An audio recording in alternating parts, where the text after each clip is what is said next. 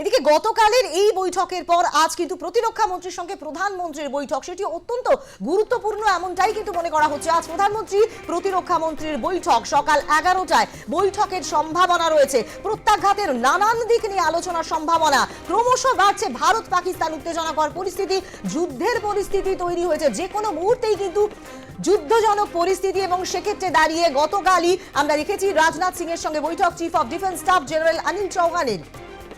সামরিক বাহিনীর প্রস্তুতি নিয়ে মন্ত্রীকে অবগত সিডিএস এর, এবং তারপরে আজ সকাল 11টায় বৈঠকের সম্ভাবনা প্রধানমন্ত্রী এবং প্রতিরক্ষা মন্ত্রী রাজনাথ সিং এর। প্রত্যাঘাতের নানান দিক নিয়ে আলোচনার সম্ভাবনা রয়েছে। একেবারেই তিন বাহিনী তৈরি। প্রধানমন্ত্রী এই নারকীয় হত্যাকাণ্ডের পর, নারকীয় জঙ্গি হামলার পর কিন্তু একেবারে প্রতিটি রক্তবিন্দুর বদলা নেওয়া হবে এমনটাও কিন্তু বলেছিলেন, এবং তারপর থেকেই একেবারে তিন বাহিনী প্রস্তুতি নিতে শুরু করে। এবং নৌসেনার পক্ষ থেকে কিন্তু জানানো হয় যে তারা একেবারেই প্রস্তুত রয়েছে যখন তখন হামলার জন্য, প্রত্যাঘাতের জন্য একেবারে তৈরি ভারত। এবং সেই জায়গায় দাঁড়িয়ে প্রতিরক্ষা মন্ত্রী রাজনাথ সিং এর সঙ্গে সিডিএস এর বৈঠক, এবং সেই বৈঠকে সামরিক বাহিনীর প্রস্তুতি নিয়ে মন্ত্রীকে অবগত করা হলো। এইবার মন্ত্রী, প্রতিরক্ষা মন্ত্রী রাজনাথ সিং তিনি কিন্তু প্রধানমন্ত্রীর সঙ্গে বৈঠকে বসবেন আজ বেলা 11টায়। প্রত্যাঘাতের নানান দিক নিয়ে জানিয়ে হয়তো গতকালই আলোচনা হয়েছে সিডিএস এর chief of defence staff general Anil চৌহানের সঙ্গে রাজনাথ সিং এর। সেই গোটা বিষয়টি নিয়ে তিনি প্রধানমন্ত্রীর সঙ্গে আলোচনা করবেন। সুতরাং বেলা সকাল 11টায় বৈঠকের সম্ভাবনা, এবং এই সম্ভাবনা এবং সেখানে প্রত্যাঘাতের নানান দিক নিয়ে আলোচনার সম্ভাবনা রয়েছে। এবং অত্যন্তই গুরুত্বপূর্ণ আজ এই বেলা 11টার সময় যে বৈঠক, সেটি মনে করা হচ্ছে।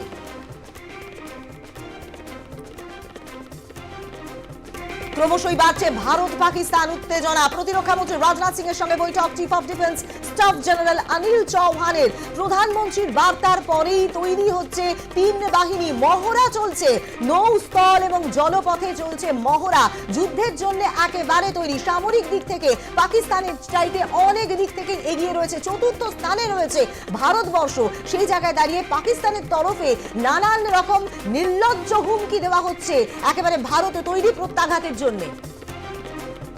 এ বিষয়ে নিয়ে আমরা কথা বলবো। টেলিফোন লাইনে রয়েছে আমাদের প্রতিনিধি সুচারু মিত্র। সুচারু, গতকাল আমরা দেখেছি যে প্রতিরক্ষা মন্ত্রী রাজনাথ সিং এর সঙ্গে বৈঠক সিডিএস এর, এবং সেখানে থেকে দাঁড়িয়ে আজকে প্রধানমন্ত্রীর সঙ্গে বৈঠক হবার একটা সম্ভাবনা রয়েছে, এবং সামরিক বাহিনী প্রস্তুতি নিয়ে মূলত অবগত করেছিলেন সিডিএস প্রধান। তো কি জানা যাচ্ছে, বিস্তারিতভাবে জানতে চাইবো।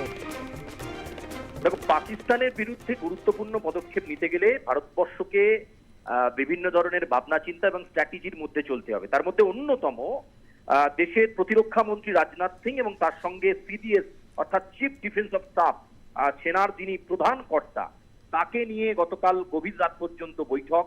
আবার অন্যদিকে কেন্দ্রীয় স্বরাষ্ট্রমন্ত্রী অমিত শাহের সঙ্গে দেখা করেছেন বিএসএফ এর পক্ষ থেকে শীর্ষ কর্তারা। ফলে বুঝতে পারছো চারিদিকে একটা যুদ্ধ পরিস্থিতি তৈরি হয়ে গিয়েছে। আমরা জানি যে বর্ডারে শেলিং চলছে। সেনার ভাষায় যে কোনো কিছু বড় ঘটনা ঘটাতে যাওয়ার আগে এই সীমান্তবর্তী এলাকাগুলোতে প্রত্যেকটা সশস্ত্র বা সামরিক বাহিনী তারা তাদের শক্তি প্রদর্শন করে। আমরা রাজস্থানে দেখছি যে আর্টিলারি ফায়ারিং হচ্ছে। রাজস্থানের পরে আমরা যদি অন্যত্র দেখি, সেখানেও আর্টিলারি ফায়ারিং হচ্ছে। পাঞ্জাবের কাছে সেখানেও আর্টিলারি ফায়ারিং শুরু হয়ে গেছে। অর্থাৎ পাকিস্তানকে জানান দেওয়া হচ্ছে যে যে ঘটনা ঘটেছে তার জন্য ভারত কোনো কম্প্রোমাইজে যাবে না। এবং জঙ্গিদের পরিচয় পাওয়া গিয়েছে, তারা স্পষ্ট পাকিস্তানি জঙ্গি।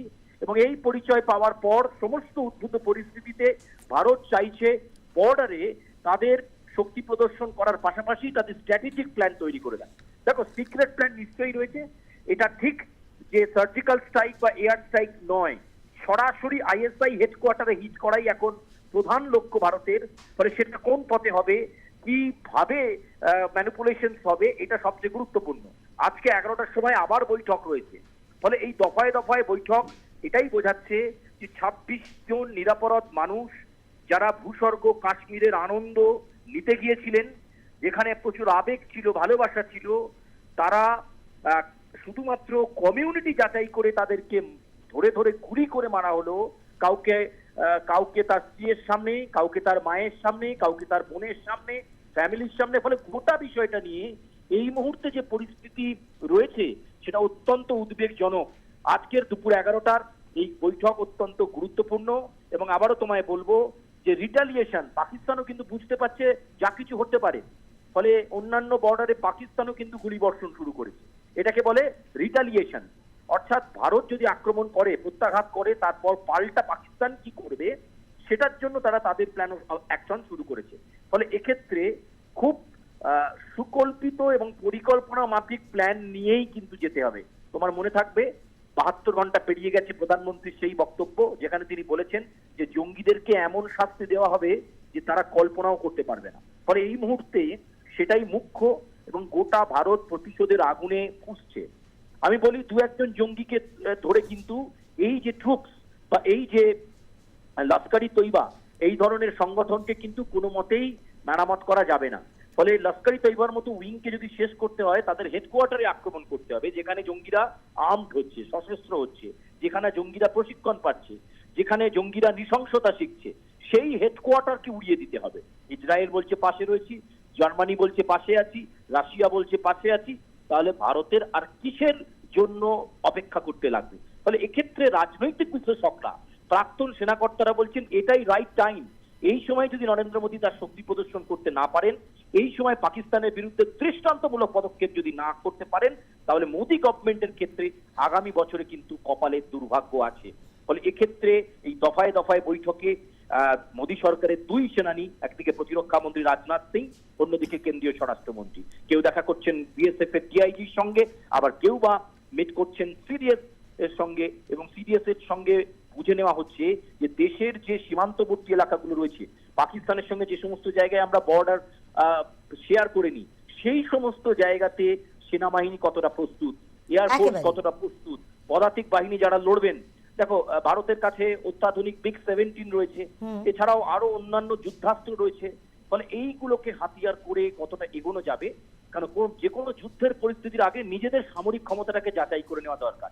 এটাই কিন্তু গতকালের বৈঠকে সিডিএস এর সঙ্গে বারবার হয়েছে রাজনাথ সিং এর, কথাই বলা যায়। ধন্যবাদ সুচারু।